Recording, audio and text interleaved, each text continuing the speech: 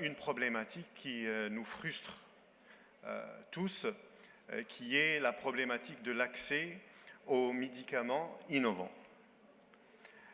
Donc, ma présentation va s'articuler sur le plan suivant. Ça va être une introduction où je vais vous exposer les étapes de l'accès à un produit pharmaceutique, en particulier un produit pharmaceutique innovant, l'impact des médicaments innovants, et ensuite, je vais entamer la problématique des médicaments innovants avec tout ce qui se fait pour améliorer l'accès. Je vais parler de la problématique en Algérie et on va conclure par des recommandations.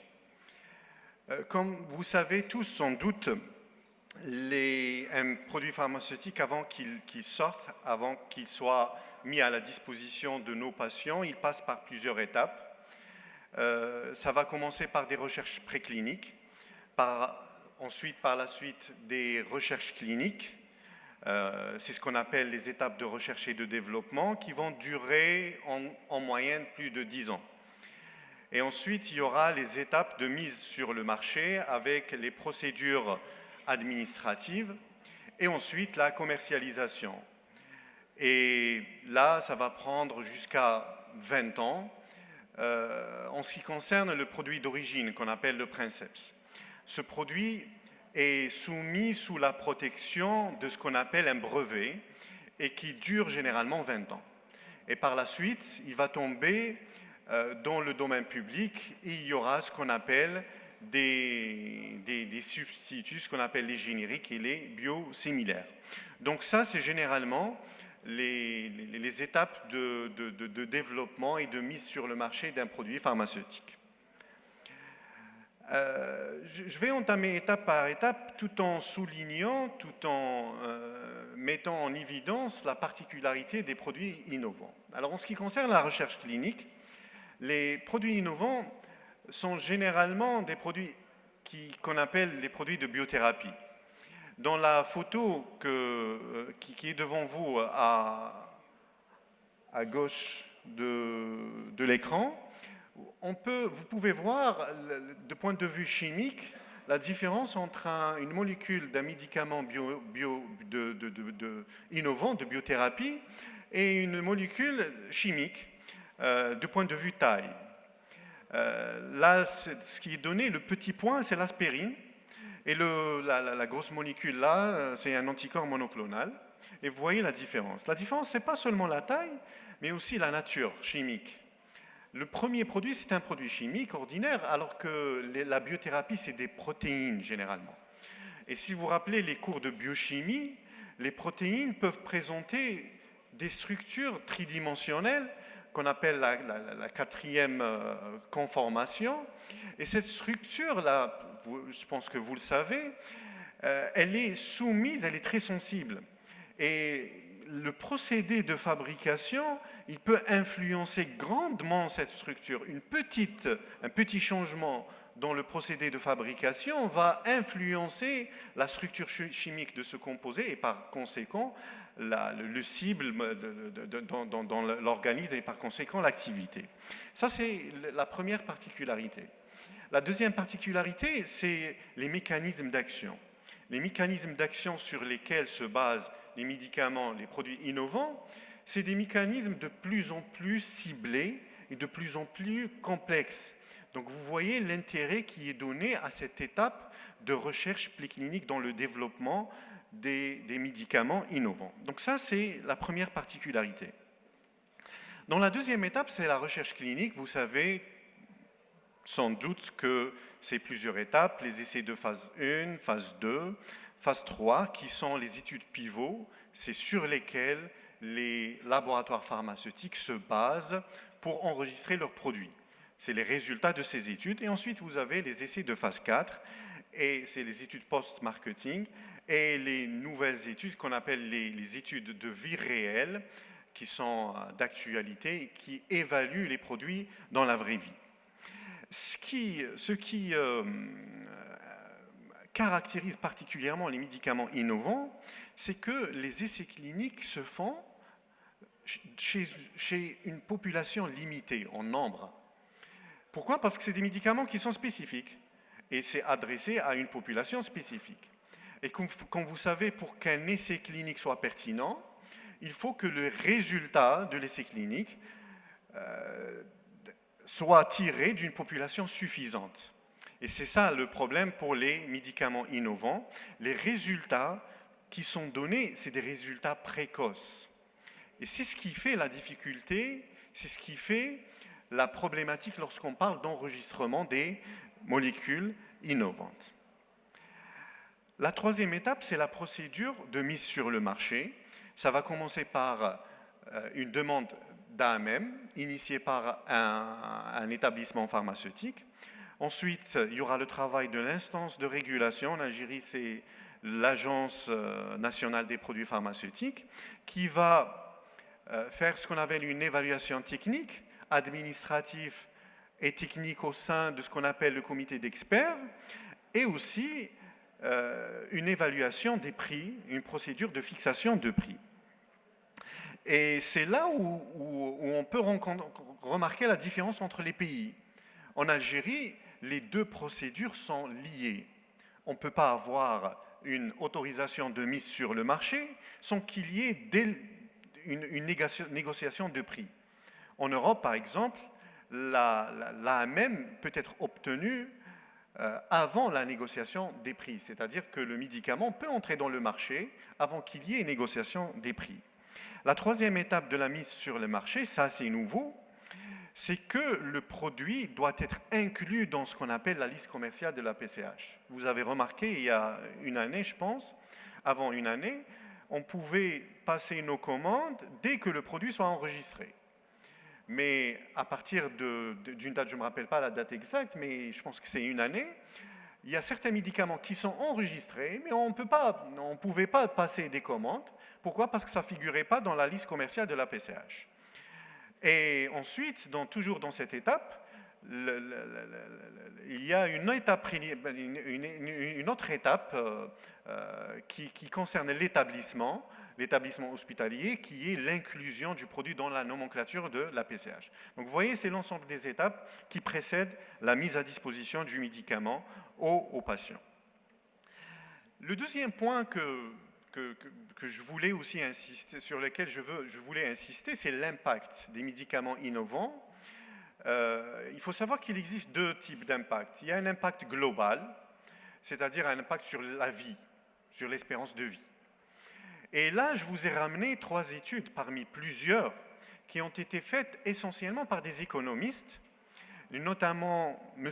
Frank Lichtenberg, qui est un éminent professeur de l'Université de Columbia, et qui a travaillé dans plusieurs pays, une centaine de pays, pour voir l'impact des nouveaux médicaments sur l'espérance de vie. Alors vous voyez, dans la première étude, par exemple, il a trouvé que de façon globale, les médicaments innovants prolongent l'espérance de vie de la population de 2 ans. La deuxième étude, c'est une étude qui a été réalisée en Turquie. La Turquie, c'est un pays qui nous ressemble de point de vue économie, du point de vue système de santé. D'ailleurs, c'est un pays qui fait partie de la liste du benchmarking en Algérie. Donc, la Turquie, l'étude au niveau de la Turquie a démontré que les médicaments innovants prolongent l'espérance de vie de 3 ans. Et là, je sais que vous connaissez les médicaments innovants et vous liez ça au coût. Elle augmente l'espérance de vie de 3 ans, mais avec un coût d'à peu près moins de 3 000 $ par année de vie gagnée. En Algérie, la part des dépenses de la santé dans les PIB, c'est 4 000 $. Donc vous voyez que avec les médicaments innovants, en réalité, on dépense moins que la part des dépenses en santé dans le PIB. Et en gagnant plus dans la vie. La troisième étude, et là c'est ce qui explique pourquoi on perçoit ça, on ne perçoit pas cette différence, c'est qu'on gagne, là le gain il n'est pas dans le prix du médicament, parce que ce n'est pas logique, le médicament il est coûteux, on gagne dans les autres domaines du secteur de santé, notamment l'hospitalisation. Et vous voyez dans cette troisième étude, c'est qu'avec les médicaments innovants dans les pathologies cardiovasculaires, on diminue 75% des frais d'hospitalisation. Et dans le cancer, on diminue plus de 23% malgré qu'il y a une augmentation des cas du cancer. Donc vous voyez, c'est un gain dans les autres domaines du secteur de la santé. Ça, c'est le premier impact, c'est un impact global. On ne le perçoit pas. Le deuxième impact, c'est un impact spécifique qui concerne les pathologies. Et en fait, c'est ce qui a motivé mon intérêt pour les médicaments innovants. Et je pense que vous partagez avec moi cette frustration parce qu'en fait, vous êtes devant des médecins et parfois il y a des patients qui viennent vous voir. Et les patients qui sont atteints de maladies chroniques, c'est des patients qui sont très instruits et qui connaissent parfois mieux que le pharmacien et mieux que le médecin, leur pathologie. Il y avait un patient qui est venu, c'est un parent d'hémophile, d'un enfant hémophile qui est venu me voir pour me poser la question quand est-ce qu'on aura le traitement contre l'hémophilie en sous-cutané, parce que mon fils va faire ses injections en IV au moins 2 à 3 fois par semaine durant toute sa vie. Moi, j'aimerais bien avoir la sous-cute. Et je n'ai pas eu de réponse à ce moment. Et le deuxième exemple, c'est l'exemple du cancer. Lorsque une femme, ou bien un collègue, un médecin, un enseignant vient me voir pour me dire que tiens, j'ai vendu ma voiture et ma maison pour acheter un nouveau médicament de l'étranger pour ma femme qui a un myélome. Et vous voyez, lorsque j'ai essayé de chercher pourquoi il fait tout ça pour ce médicament, et ce que vous voyez devant vous, c'est une courbe de survie. C'est la différence entre... Là, la différence, elle est énorme. Vous voyez la première courbe qui est en vert et la deuxième qui est en bleu. Il y a un très grand décalage. Ce n'est pas comme les autres médicaments, on voit une petite différence d'efficacité. Là, c'est rien. On va chroniciser ce qu'on appelle le cancer. Vous voyez l'impact des médicaments innovants.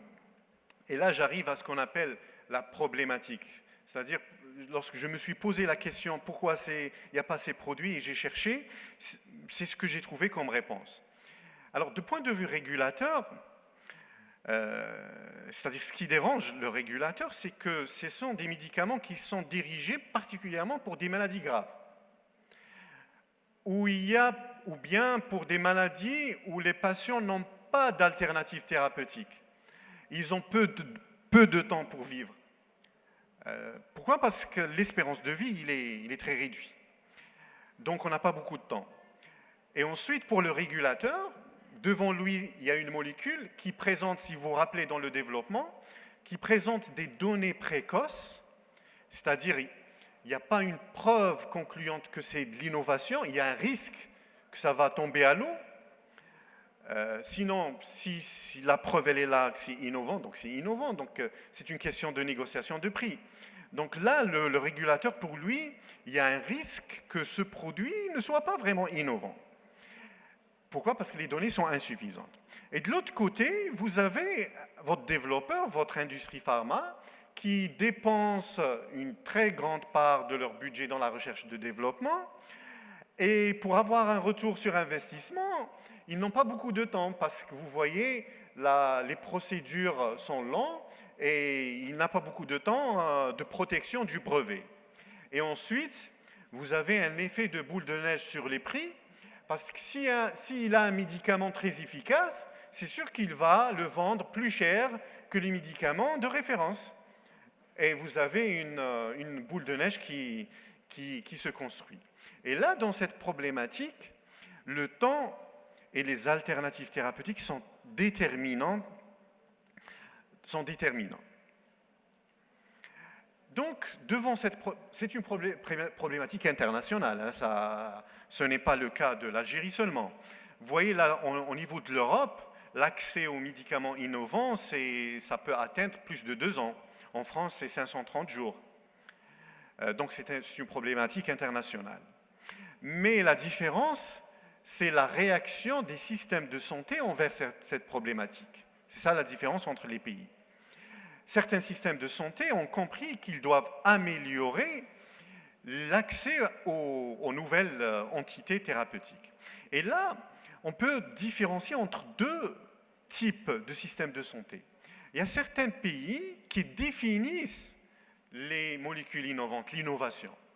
Et donc, ils ne vont pas réagir à une demande d'AMM d'un médicament innovant comme une demande d'AMM d'un médicament qui est ordinaire. Donc, il y a des mesures qui sont spécifiques. Ou bien, comme c'est dans notre cas, il n'y a pas de définition, donc on ne différencie pas entre un médicament chimique et un médicament biologique innovant. C'est les mêmes procédures. Et pour les pays qui différencient, il y a deux types d'amélioration. Il y a une amélioration dans le processus d'AMM et une amélioration dans le financement. Alors, en ce qui concerne la définition, je vais revenir à la définition, et vous voyez là plusieurs instances de régulation américaines, françaises, italiennes et britanniques ont défini les médicaments innovants comme des médicaments qui traitent seuls ou bien en combinaison avec ou plusieurs autres médicaments des maladies graves. Donc il y a des critères, on les a déjà cités. Alors qu'est-ce qu'ils ont fait? Ils ont amélioré les procédures d'autorisation de mise sur le marché par ce qu'on appelle un accès précoce. Et là, un accès précoce même avant l'autorisation avec les ATU et ce qu'on appelle le compassionate use. Et vous avez aussi des procédures spécifiques, c'est-à-dire au cours de l'enregistrement, les laboratoires pharmaceutiques sont accompagnés pour accélérer les procédures d'enregistrement. Donc c'est l'instance de régulation qui veut accélérer cette procédure. Et vous avez comme exemple le programme PRIME, Adaptative Pathways, Priority Review et Fast Track. En parallèle, le financement aussi a été amélioré par le financement spécifique des médicaments sous ATU, des fonds spécifiques. Nous, en Algérie, on a un fonds spécifique, mais qui n'est pas vraiment utilisé, le Cancer Drug Funds.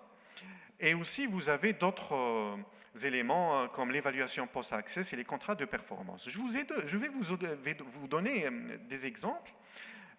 Par exemple, en Allemagne, après l'enregistrement, le prix il est libre pendant une année, c'est-à-dire que tout le monde peut, pas tout le monde, c'est-à-dire ceux qui peuvent le permettre, soit directement ou bien par le biais d'une assurance ou bien par tout autre organisme, peuvent avoir le médicament à un prix libre.